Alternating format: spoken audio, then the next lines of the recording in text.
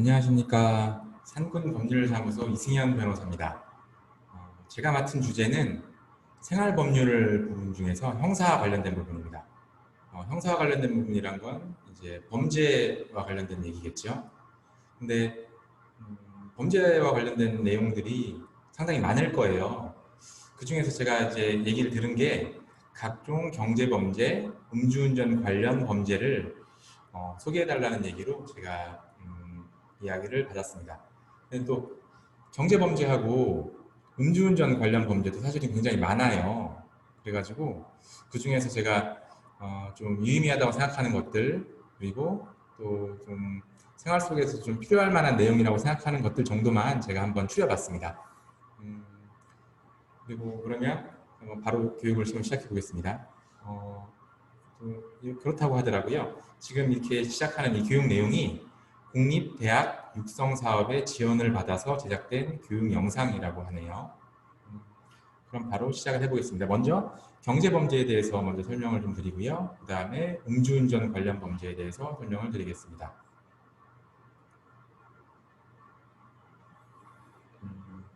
경제범죄는 그 말에서도 알 수 있듯이, 그 용어에서 알 수 있듯이요. 경제와 관련된 얘기입니다. 말 그대로 돈과 관련됐다는 얘기죠. 타인에게 뭐 돈을 받거나 아니면은 타인에게 돈을 주거나 하는 상황에서 발생하는 범죄라는 뜻입니다. 관련해서 뭐 당연히 가장 현실에서 흔하게 일어나는 범죄가 사기예요. 이 사기와 관련돼서는 일단 형법에서 규정을 하고 있습니다. 관련된 형법 규정을 볼 필요가 있겠죠. 죄형법정주의라는 개념을 알고 계실지 모르겠는데요. 죄형법정주의란 이렇습니다. 범죄에 관해서는 법에 나와 있는 대로만 처벌을 해야 된다는 뜻이에요. 단순하게 얘기하면요. 법에 나와 있지 않은 것은 아는 이야기를 가지고 그 사람이 설사 도덕적으로 내지는 사회적인 전반적인 분위기상 잘못을 했다라고 판단이 들더라도 처벌해서는 안 된다는 뜻입니다. 그게 바로 죄형법정주의예요. 그래서 죄형법정주의에 따른다면 형법은 이제 도덕의 최소한을 규정해 놓은 거겠죠. 여러 가지 일들 중에서 이것만큼은 처벌을 해야 되겠다. 범죄라고 우리가 규정을 해야 되겠다라고 한 겁니다.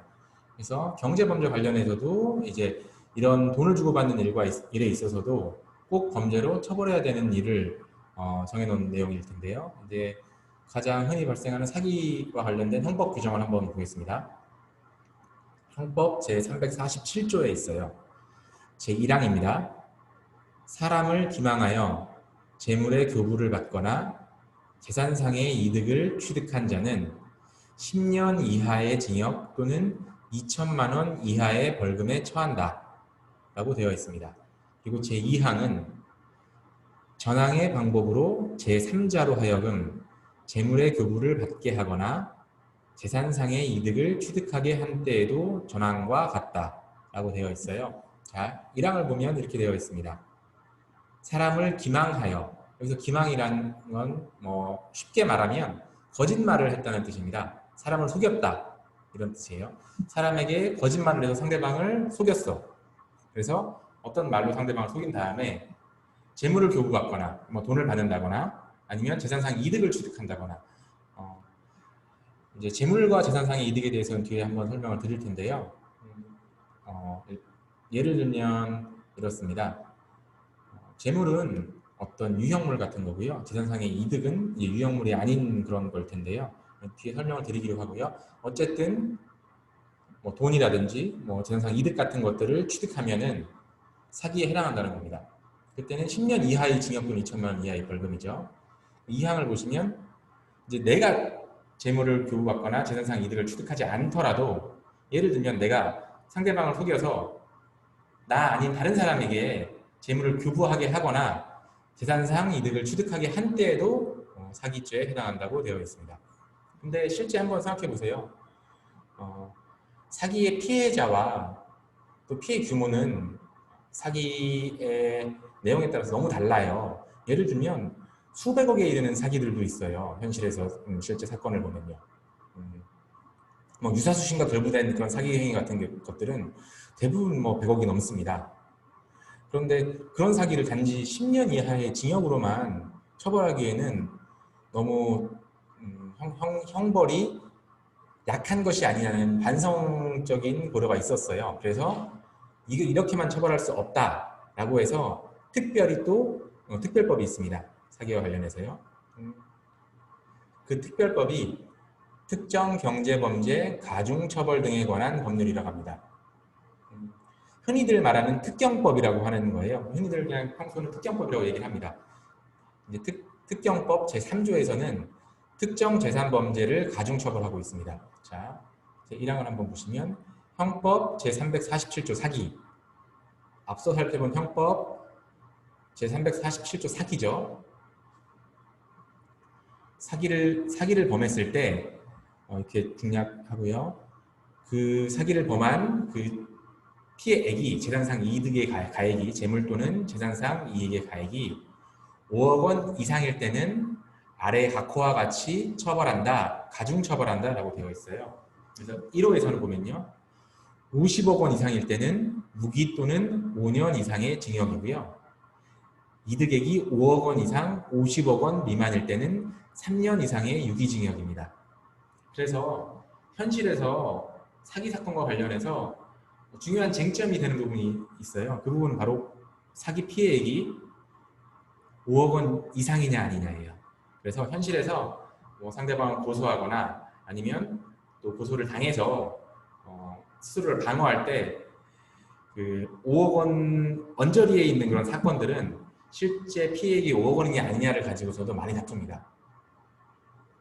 자, 그러면 사기 범죄를 처벌하고 또 5억 원 이상의 범죄에 대해서는 가중해서 처벌을 한다라고 하는 거죠. 특경법이고요. 이제 다음 살펴보겠습니다. 이제 관련된 규정 자체는 이렇게 단순해요. 사기와 관련돼서 규정 자체는 단순한데요. 현실에서 벌어지는 일들은 굉장히 복잡합니다. 굉장히 어렵고요. 그래서 현실에서 발생하는 일들 중에서 사기 범죄 중에 제가 하나를 이렇게 한번 들어봤어요. 제가 최근에 이런 사기와 관련된 것들을 제가 몇 건 사건을 맡아보게 되면서 한번 일상생활을 하면서 좀 주의하실 필요가 있겠다 싶어서 제가 한번 이 케이스를 들어봤습니다. 한번 살펴볼게요.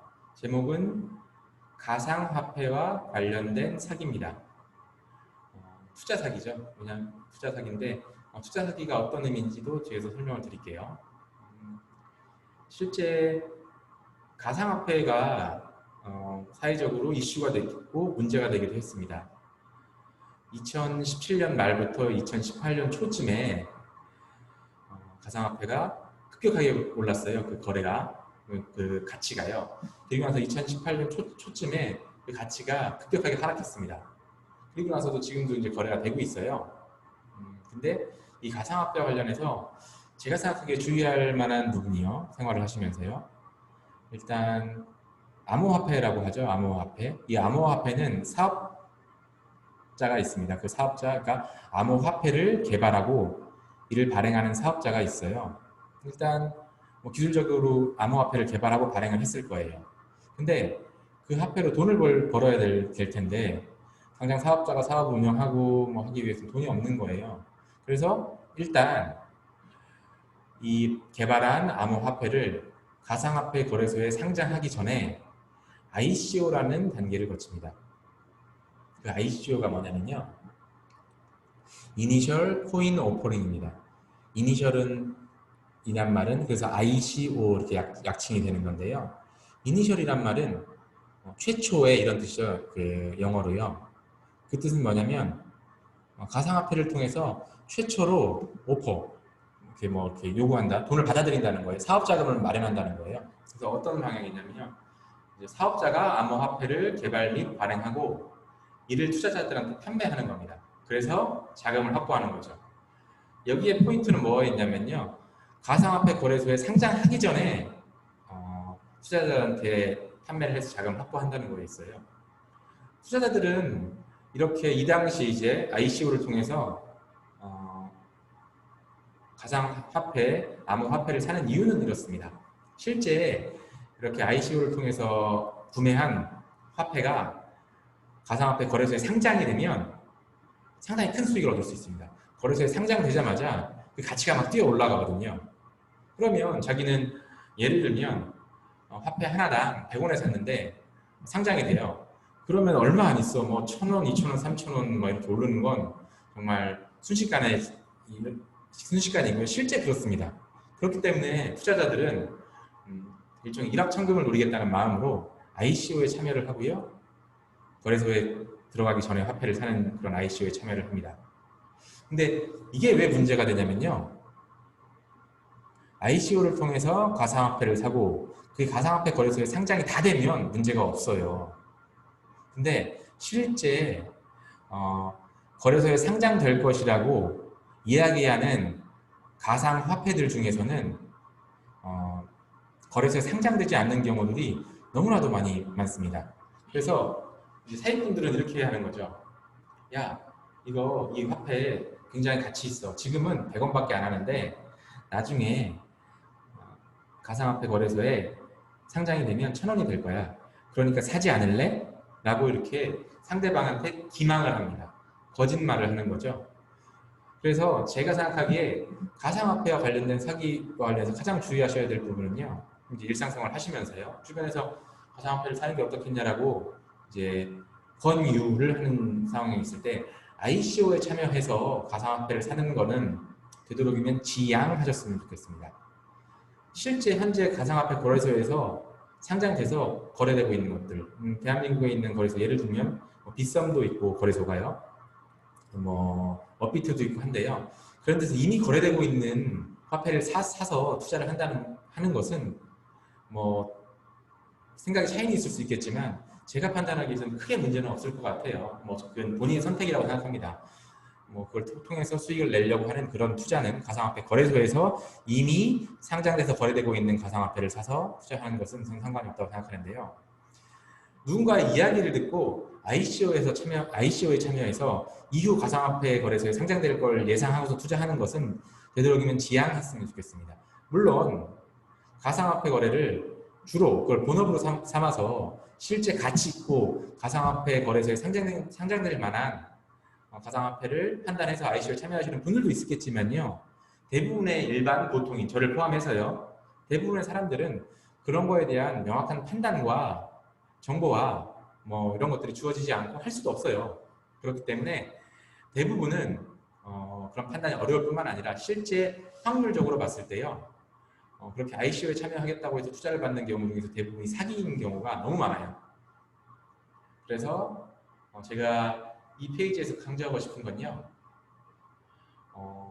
동그라미 1번 보면 암호화폐 개발돼서 발행한 후 ICO가 되는 단계에서의 투자는 사기인 경우가 많으니까 되도록 지양하자라고 제가 말씀을 드리고 싶은 거예요. 그리고 사건을 해보면요. 이제 실제 ICO에 참여했다라고 해요. 그런데 이게 가상화폐 거래소 상장이 되지 않죠. 그때 또 문제되는 건 뭐냐면요.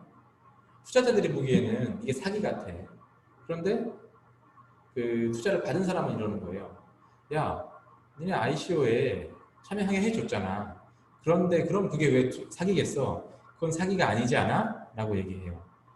근데 이게 왜 문제가 되냐면요. 이 말이. 그 말이 그 투자 받은 사람의 말이 틀린 말은 아닌데 이게 왜 문제가 되냐면요. 현실적으로 사건을 해보면요. 예를 들면 내가 상대방한테 어떤 이야기를 해서 돈을 받아요. 계좌 내역을 통해서 금융거래를 통장을 통해서 돈을 받으면 거래가 남아있죠.